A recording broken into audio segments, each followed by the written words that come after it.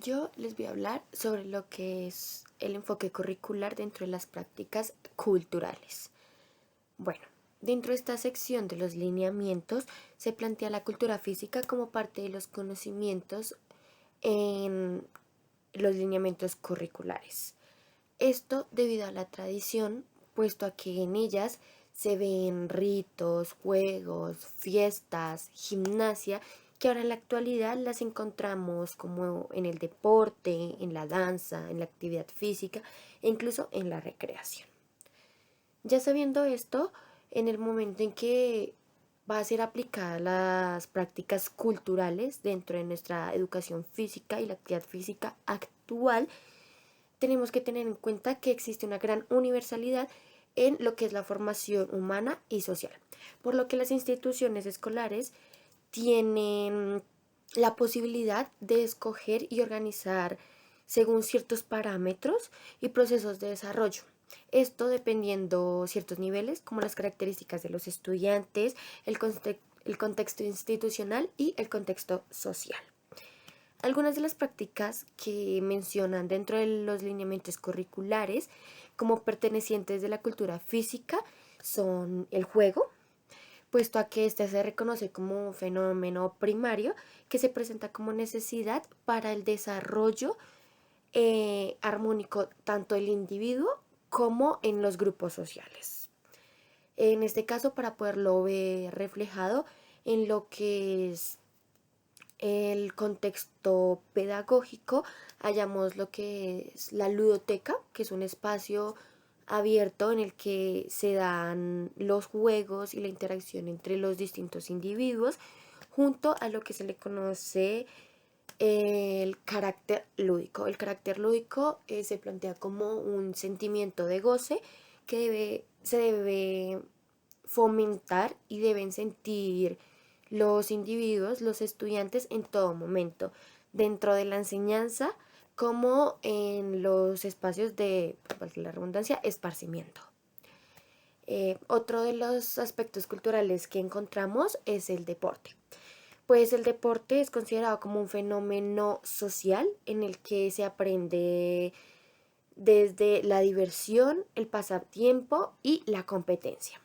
Pero a la hora en la que la vamos a ver reflejado en lo que es el ámbito pedagógico, hallamos que el deporte toma un camino más hacia lo formativo, hacia entender qué estamos haciendo y se deja un poco de lado la competitividad y lo que es como toda la parte de competencia que conlleva el deporte.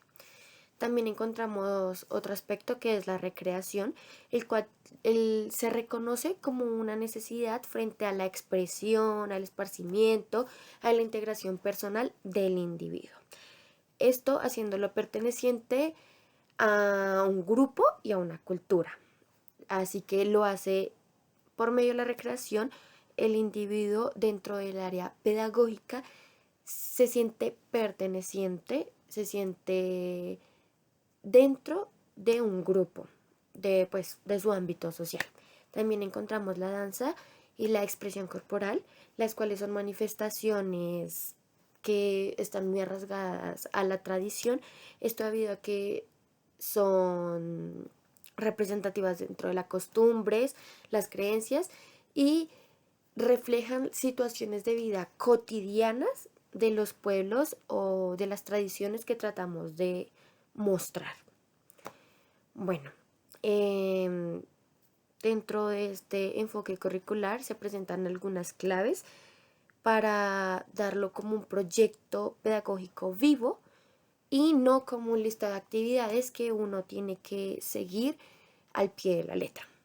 Esto se hace desde tres dimensiones, los cuales están la dimensión corporal, en donde se busca hacerse consciente y la expresión del cuerpo. También encontramos la dimensión lúdica, el cual se busca el juego como una experiencia formadora, el juego como algo que nos enseña, y la dimensión cultural, el cual se basa en las prácticas físicas como manifestaciones de identidad y comunidad, que es lo que les vengo planteando en las prácticas principales que vemos dentro de las prácticas culturales físicas que hay en la actualidad. Y esta sección del currículo también nos habla de algunas características que nos brinda para poder dejar un diseño curricular flexible y práctico, algo más participativo dentro de cada individuo y del pedagoga. Esto desde 3 puntos importantes que se da. El primero, que es responder a las realidades locales, o sea, a entender y satisfacer necesidades tanto en la ruralidad, en la etnia y pues la inclusión de cada individuo. También encontramos el segundo aspecto, que es donde hace que el docente requiera un ámbito de diseñador, de investigador y de adaptador. ¿Por qué? Porque este tiene que entrar a trabajar respecto al ambiente, al contexto en el que se encuentra, porque no puede aplicar las mismas actividades, las mismas formas de enseñanza, las mismas didácticas a cada individuo y a cada población, porque pues cada una presenta algo distinto, un toque diferente. Y la tercera característica es en donde se busca y se promueve una educación física interdisciplinaria, en donde se integra saberes como la salud, la ética, la ciencia y el arte, que esto a través de pues las prácticas curriculares que ya les he mencionado. La teoría depende de la práctica porque no nos sirve saber cómo hacer si no se hace. En este caso tienen bajo subordinación como tal la teoría, la práctica, y es ahí donde pues no le ponen como tanta importancia a la práctica. Digamos un ejemplo, cuando uno va a conducir, uno va a un curso de conducción y es más el tiempo que lo tienen dentro de un aula enseñándole toda la parte teórica que el tiempo que lo sacan a una avenida a manejar, porque para ellos no es como tan relevante la práctica, cuando dentro de la práctica es donde sí se genera experiencia, se adquieren más conocimientos, porque es el ser tratando de hacer, no el ser sabiendo ser. Entonces, digamos que la práctica es como la experiencia corporal que se adquiere, por ende es muy importante que sea todo más lúdico, que sea un poco, pues digamos que experiencial, porque de verdad el ser humano aprende así, bajo las experiencias adquiridas sobre lo que se está reiterando o lo que se está haciendo. Por ende, la experiencia es más importante, o bueno, no es como poner en una balanza qué es más importante, qué es más importante, qué es menos importante, pero sí es muy relevante tener en cuenta que la práctica genera experiencia y la experiencia genera un conocimiento al hacer, mientras que la teoría solo te enseña cómo se hace, más no cómo se ejecuta, porque puedes tener la teoría de pies a cabeza, pero al momento de ejecutarlo se puede generar errores porque no todas las personas tenemos el mismo conocimiento motriz o no tenemos la motricidad desarrollada de la misma manera. Por ende, se pueden generar como más complicaciones o más situaciones complejas para ciertas personas que para otras. Por ende, la práctica se genera la experiencia que si a usted le tocó intentarlo 3 veces, no hay lío. Si a él le tocó intentarlo 7 veces, 8, 10, 14 veces, no hay lío, lo importante es adquirir la experiencia y poder ejecutar lo que se vaya a realizar de manera adecuada.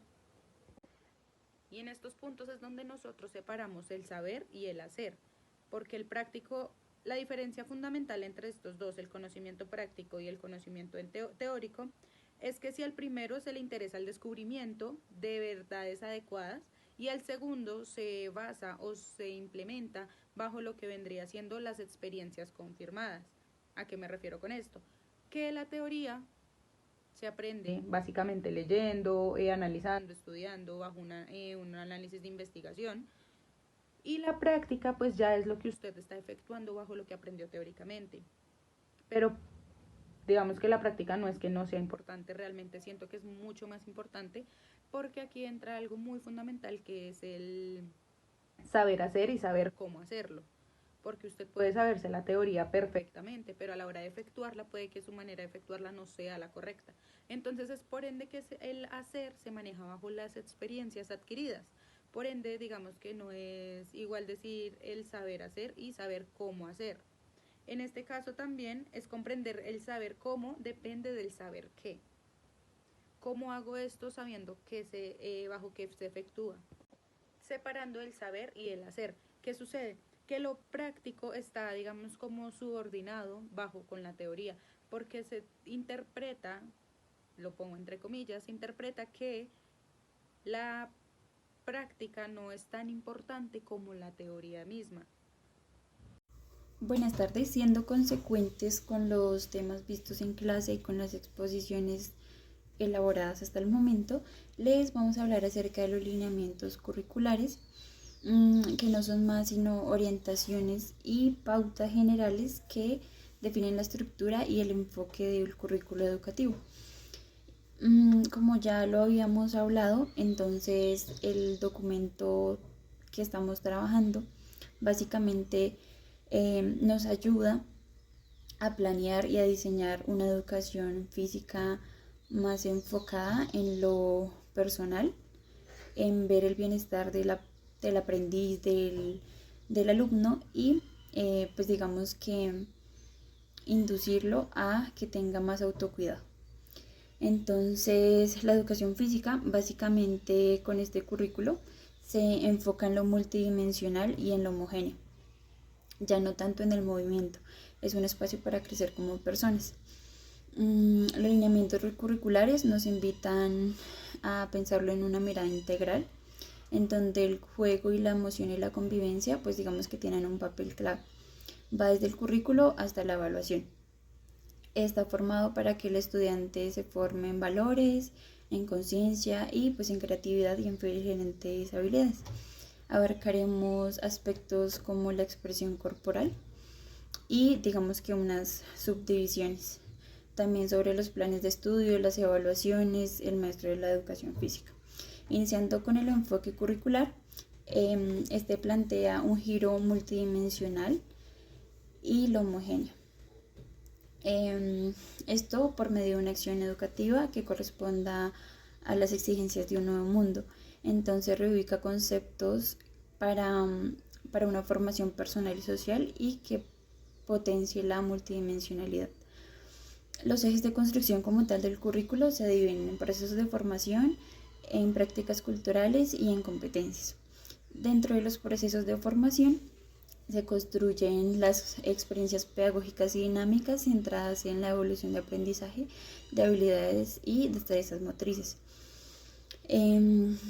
Dentro de ellos está el desarrollo físico y motriz, la organización del tiempo y el espacio, la interacción sociocultural, la formación y realización técnica, la expresión corporal y la recreación con experiencia lúdica.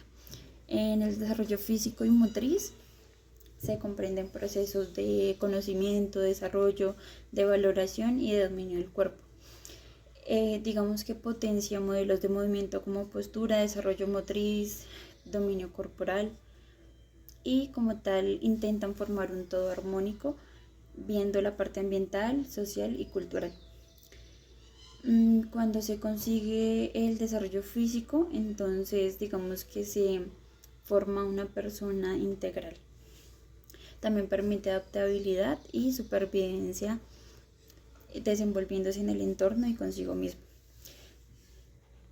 Por otro lado, la organización del tiempo y el espacio están presentes en todo. Digamos que también entra la parte de la ética y de los valores para valorar como tal dichos espacios y dicho tiempo y saber aprovecharlo. El siguiente aspecto es la interacción sociocultural. Es en el que el ser humano se constituye de acuerdo como a la comprensión crítica de hechos sociales, como espectáculos, moda, sexualidad y actitudes y actividades influyen en la formación de los jóvenes y de los niños en general. En la formación y realización técnica se ve la habilidad motriz, que es la capacidad para ejecutar una acción, y la destreza, que ya es la disposición, para ejecutar la acción. Digamos que cuando se vuelve destreza, las habilidades pasan a ser hábitos. No sé, ejemplos: saltos y giros, gimnasia, danza. Ya después de eso sigue la expresión corporal. Entonces se ve el desarrollo potencial y se explora la actitud corporal como lenguaje. Esto se hace por medio de procesos sensoriales.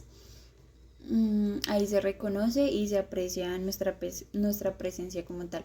Puede ser personal o también puede ser colectiva. Ya para los procesos de expresión, abren espacios con proyectos estéticos y comunicativos para manejar lenguajes y técnicas. Por último, la recreación y la experiencia lúdica es el desenvolvimiento con carácter desinteresado que se genera desde el juego, pero implica una orientación pedagógica. Aprendizaje de normas y respeto, ejemplo de ello el deporte, el aprovechamiento del tiempo y el espacio, la participación en la expresión, todo eso conjunto. Bueno, ahora vamos a hablar de la evaluación, que está dividida en 5 aspectos. El primero es la evaluación como proceso continuo. Esta idea nos habla de que no sea algo que solo sea el final de un proceso, que solo sea lo único que se va a evaluar al final de un proceso de aprendizaje, sino que también se busca que sea algo que esté presente en todo el proceso de aprendizaje del estudiante, ya que la evaluación no solo sea un examen, sino que también sea una herramienta para ayudar a que el estudiante pueda identificar pues todas las falencias que tenga. La idea 2 nos habla de que no solo es el rendimiento físico, sino que también hay que evaluar otros aspectos, como podría ser la participación, la creatividad del estudiante y también que pueda relacionarse con los demás estudiantes de una forma muy buena. La tercera idea nos habla de la evaluación participativa. Esta es una parte muy fundamental, ya que nos habla de que la idea es que el estudiante no solo trabaje y al final sea la evaluación, sino que el estudiante y el docente se junten, trabajen juntos y puedan definir pues cómo se va a evaluar, el cómo y cómo se va a evaluar toda la evaluación. En la idea 4, pues, que es la diversidad de herramientas, nos habla de que la evaluación no tiene que limitarse solo y únicamente a pruebas físicas y actividades prácticas, sino que hay una variedad, que hay diferentes herramientas como lo son los diarios de campo, las observaciones, las rúbricas y también pues los portafolios también son una opción para evaluar. Esto puede permitir una visión mucho más grande y más completa del aprendizaje que lleva el estudiante. La quinta idea nos habla de la autoevaluación y coevaluación. En esta parte nos habla de que no solo es que el docente nos evalúe, sino que nos evaluemos autónomamente los estudiantes y sepan cómo ha sido su aprendizaje y sean sinceros en su aprendizaje, que tengan una reflexión de lo que han aprendido y una coevaluación que ya es el aprendizaje que tenemos con el compañero. Muchas gracias. El plan de estudio.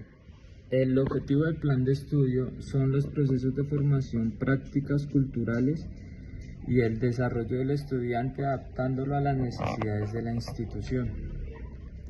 Podemos dividir este plan de estudio en 4 fases que son componentes estructurales, relaciones del desarrollo de preescolar a grado 11, delimitación de organización de contenidos y relaciones del desarrollo académico. Los componentes estructurales son todos los procesos que queremos darle al estudiante en el tema de organización del tiempo, espacios de formación, interacción sociocultural, lenguaje, expresión corporal.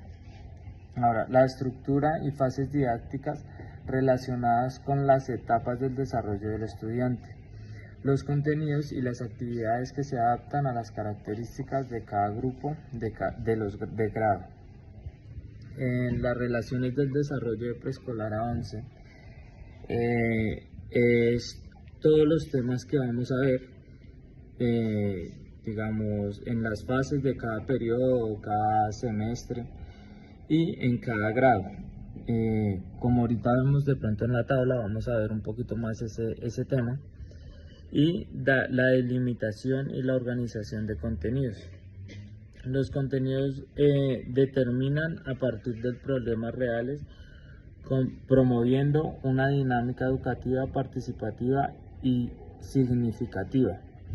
Entonces es ¿por qué voy a hacer eso? ¿Para qué lo hago? ¿Y cómo lo voy a hacer? Son las tres preguntas que llenan en ese punto de la delimitación y organización de contenidos. En relaciones del desarrollo del año académico, son las actividades que voy a realizar, obviamente muy acordes a todos los temas que coloqué en mi planificación. Se busca garantizar la continuidad y la adecuación a las fases del desarrollo del estudiante para que salga todo según lo planificado, obviamente teniendo alguna flexibilidad, pero sin salirse de lo que tiene en su planificación. Ahí vemos una planificación, un ejemplo, donde dice que de izquierda a derecha son los procesos de desarrollo. Entonces un ejemplo, lo que dice acá es reconocimiento del cuerpo en el grado 0, ubicación en el entorno, formación básica de primeras combinaciones, primeros hábitos de vida social y etcétera, en grado 0. Pero dependiendo los grados también va variando. Digamos, en grado 11, donde en grado 0 dice reconocimiento del cuerpo, en grado 11 obviamente ya avanzado porque ellos ya tuvieron que ver esos procesos de desarrollo, pero en grado 11 ya ven proyección de sus capacidades corporales a un fin, digamos, en el primer punto del desarrollo físico-motriz. Entonces, esta es una tabla que es un gran ejemplo que nos ayuda a estructurar un plan de estudio y nos facilita un poco entender cómo se puede planificar.